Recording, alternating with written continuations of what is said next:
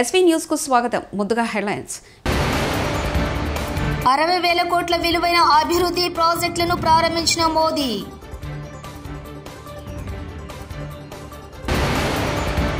వారి ఆగ్రహంతో రేవంత్ కాంగ్రెస్ కొట్టుకుపోవడం ఖాయం. కేటీఆర్. తెలంగాణను $3 ట్రిలియన్ ఆర్థిక వ్యవస్థగా తీర్చిదిద్దడమే లక్ష్యం. సీఎం రేవంత్ రెడ్డి.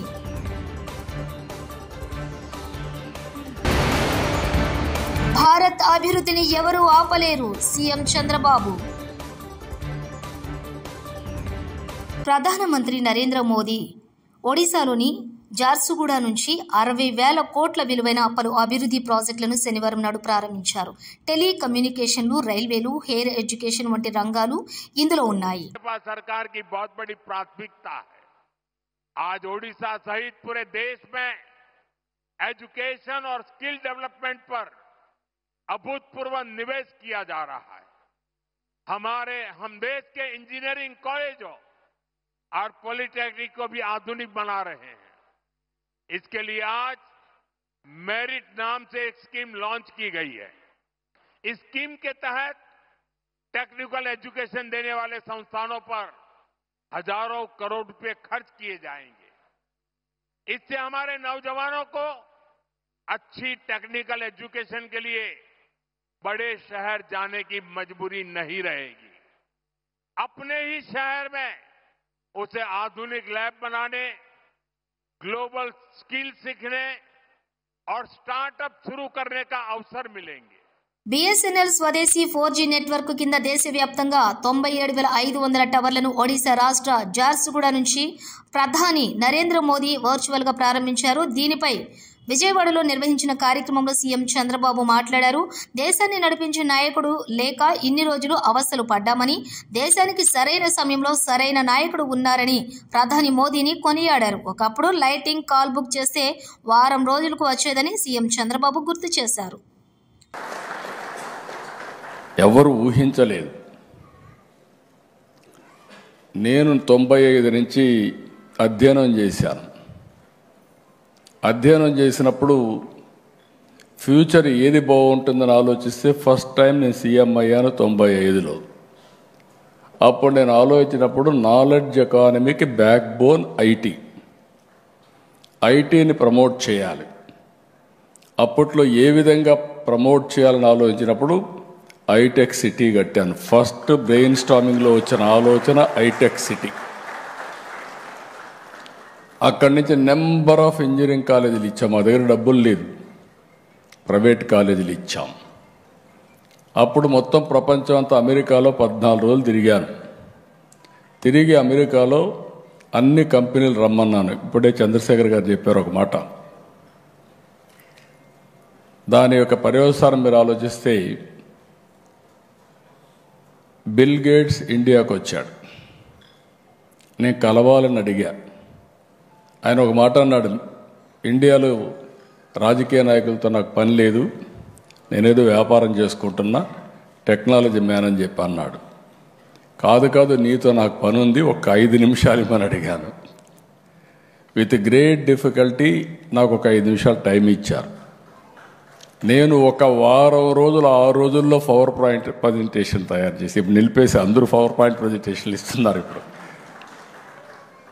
ఎందుకంటే ఆ రోజు ఇది తయారు చేసి vision of India, the power of Indians నేను ప్రజెంట్ చేశాను. నేను ఒకే మాట చెప్పాను, zero invented by India and also British వాళ్ళు పోతూ మా కోహినూర్ డైమండ్ కూడా తీసుకెళ్లారు, కానీ ఇంగ్లీష్ వదిలిపెట్టిపోయారు. ఈ 2 డెడ్లీ కాంబినేషన్ ఫర్ ఇన్ఫర్మేషన్ టెక్నాలజీని ఆ రోజు చెప్పారు. ఆ తర్వాత BSNL బిగినింగ్లో ఉంది. కొంతమందికి మీరు ఇక్కడ ఉండేవాళ్ళకి ఒక ఐడియా ఉండాలి. అప్పుడు ordinary call, emergency call, lightning call. ఎవరన్నా లైట్నింగ్ కాల్ బుక్ చేస్తే ఒక వారం తర్వాత వచ్చేది. నేను మా అబ్బాయి అమెరికాలో చదివాడు. చదివితే నేను అసెంబ్లీలో జోక్గా చెప్పేవాడిని, నేను మా అబ్బాయికి ఫోన్ చేయడం లేదు, ఫోన్ చేస్తే ఫోన్ బిల్ 1000 రూపాయల్లో వస్తుంది, తర్వాత అసెంబ్లీ మొత్తం స్టాలు చేసి మీరంతా నా మీద ఆరోపణలు చేస్తారనే ఉద్దేశంతో నేను భయపడుతున్నాను.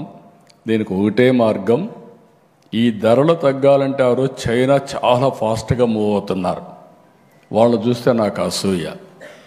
అప్పుడు నేను ప్రధానమంత్రి ఇద్దరితో ట్రై చేశా, ముందు దేవేగౌడ గారు, గుజరాల్ గారు. ఆ 2 ప్రభుత్వాల్లో నాకు చాలా సన్నిహిత సంబంధాలు, నేనే కన్వీనర్ కూడా గవర్నమెంట్కి. ఇద్దరు అర్థం చేసుకోలేకపోయారు. ప్రధానమంత్రి గారు వాజ్పేయి గారు, great statesmen of this country. నేను ఐడియా ఇస్తే అని అన్నాడు, ఒక మాట అన్నాడు, డబ్బులు ఎక్కడి నుంచి వస్తాయన్నాడు. BSNL public limited company shares ఉన్నాయి కదా, ఏం చేద్దామన్నాడు. నేను ఒకటే మాట చెప్పాను, సార్ అన్ని దేశాల్లో టెక్నాలజీ రెవల్యూషన్ వస్తూ ఉంది, వచ్చింది. ఆ దేశాల్లో ఏవైతే షేర్ హోల్డర్స్ ఉన్నారో వాళ్ళందరూ కూడా ప్రీమియం పే చేశారు, మనం కూడా ప్రీమియం పే చేసి ముందుకు పోదామంటే. యువతకు నైపుణ్యం అందించాలన్న లక్ష్యంతో యంగ్ ఇండియా స్కిల్స్ యూనివర్సిటీని తమ ప్రభుత్వం ఏర్పాటు చేసిందని తెలంగాణ ముఖ్యమంత్రి రేవంత్ రెడ్డి వ్యాఖ్యానించారు. 2047 నాటికి $3 ట్రిలియన్ ఆర్థిక వ్యవస్థగా తెలంగాణను తీర్చిదిద్దుతామని ధీమా వ్యక్తం చేశారు. తెలంగాణ పునర్నిర్మాణంలో యువత భాగస్వామ్యం కావాలని పిలుపునిచ్చారు రేవంత్ రెడ్డి. మల్లేపల్లిలో అడ్వాన్స్డ్ టెక్నాలజీ సెంటర్ ప్రారంభోత్సవం ఇవాళ జరిగింది. ఈ కార్యక్రమంలో సీఎం రేవంత్ రెడ్డి ముఖ్య అతిథిగా పాల్గొని ప్రసంగించారు. ఉమ్మడి రాష్ట్రంలో మొట్టమొదట 1956లో ఐటీఐలను ప్రారంభించారని గుర్తు చేశారు.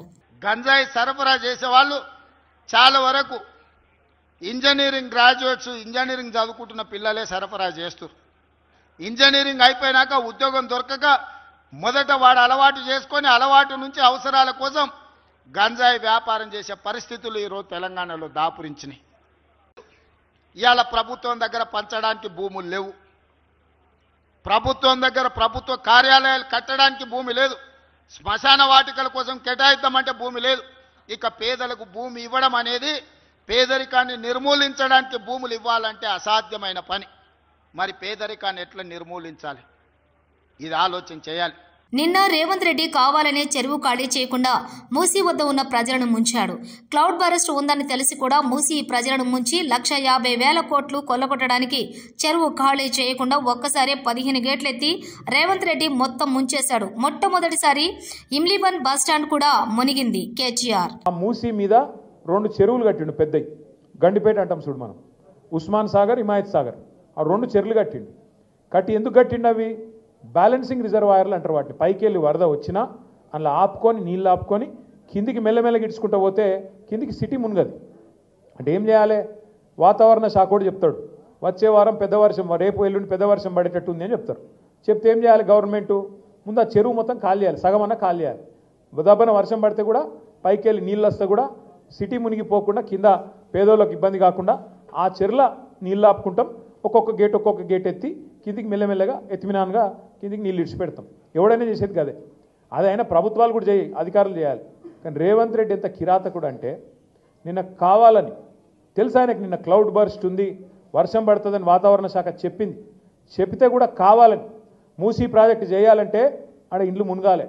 నేను అనుకున్నట్టు మూసీలో 1,50,000 కోట్లు కొల్లగొట్టాలంటే వీళ్ళని ముంచాలని చెప్పి చెరువు ఖాళీ చేయకుండా కావాలని అట్లనే నింపిపెట్టి ఇవాళ ఎగ్దం ఒకటేసారి 15 గేట్లు ఎత్తిండ్రు. ఎత్తవరకు ఏమైంది? ఇలా ఇమ్లీబన్ బస్ స్టాండ్ మొత్తం మునిగిపోయింది. మొట్టమొదటిసారి చరిత్రలో ఇమ్లీబన్ బస్ స్టాండ్లకు ఎప్పుడైనా నీళ్ళు వచ్చినాయి? ఇదివరకు మనం పోలేదా? ఇమ్లీబన్ బస్ స్టాండ్ చూడలేదు ఇదివరకు. ఇవాళ అది కూడా మునిగింది. ఎందుకు? ఒక్కటే కారణం. ఏం చెప్పదలుచుకున్నాడు రేవంత్ రెడ్డి? మీరు మూసి అద్దంటున్నారు కదా, నేను చేయాలనుకుంటే ఇక చూసినావా పేదోళ్ళను ముంచి ఇడికెళ్ళి ఎలగొట్టి అట్లనన్నా చేస్తా అనేందుకు ఇలా అంతా కిరాతకంగా ప్రవర్తన చేస్తూ ఉన్నాడు. నేను మిమ్మల్ని కోరేది, రేవంత్ రెడ్డి అన్న తిరుపతి రెడ్డి, నీకు దమ్ముంటే నా మీద నిలబడి గెలువు. తెలంగాణలో ఉద్యమంలో రబ్బర్ బుల్లెట్లు తగిలి చావు అంచుకు వెళ్లి వచ్చాం. రేవంత్ రెడ్డి, తిరుపతి రెడ్డి తాటాకు చప్పట్లకు ఎవరూ భయపడరు. నరేందర్ రెడ్డి సీసీ రోడ్లు వేయిస్తే తిరుపతి రెడ్డి ఆ రోడ్ల మీద నవ్వుకుంటూ తిరుగుతున్నాడు. కొడంగల్ నియోజకవర్గంలోని అన్నదమ్ములిద్దరూ అన్ని భూములను పెద్ద పాములు మింగినట్లు మింగుతున్నారు. గల్లికి సీసీ రోడ్ వేసిండు, కోసిగా ఒక్కసారి చూడండి, కలిగాలికి వస్తే ఎవరికో పుట్టిన బిడ్డ నా బిడ్డ అని ముద్దాడితే తిరుపతి రెడ్డి అనుకుంటాను నవ్వుకుంటా. కానీ ఈరోజు తిరుపతి రెడ్డి కానీ రేవంత్ రెడ్డికి ఒక్కటి చెప్తా, నువ్వేంది బాగా బెదిరించేది నన్ను? నీ తెలంగాణ ఉద్యమంలో రబ్బర్ బుల్లెట్లు దాకి సావంచలకు పోయి వచ్చినాం. నీ తాటాకులకు ఎవడు భయపడాడు ఇక్కడ కొడంగల్ ప్రయోజనాలు గుర్తుపెట్టుకో. మా నరేందర్ అన్న చూస్తే పాపం స్వామిడు సాఫ్ట్. నరేందర్ అన్నకి ఏం పని ఉండదు, అన్ని పెళ్లిళ్ళకి వస్తాడు. మరి ఏమిటికి రావాలి? నీలాక మరి లోట్లకు వస్తాం. అక్కడ అన్ని అలా కొడంగల్ నియోజకవర్గంలో అన్ని భూములు ఇట్లా పెద్దపా మింగినట్లా మింగుతున్నారు, అంతా అక్కింపేట. కానీ మన ఇక్కడ అందరూ ఉన్నారు. దయచేసి మాట్లాడండి. రేవంత్ రెడ్డి ఏం భయపడాడు, ఓటుకున్నట్టు దొంగ ఫోన్. 60,000 కోట్ల విలువైన అభివృద్ధి ప్రాజెక్టులను ప్రారంభించిన మోదీ.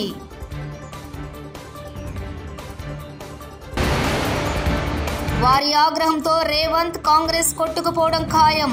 కేటీఆర్. తెలంగాణను $3 ట్రిలియన్ ఆర్థిక వ్యవస్థగా తీర్చిదిద్దడమే లక్ష్యం. సీఎం రేవంత్ రెడ్డి.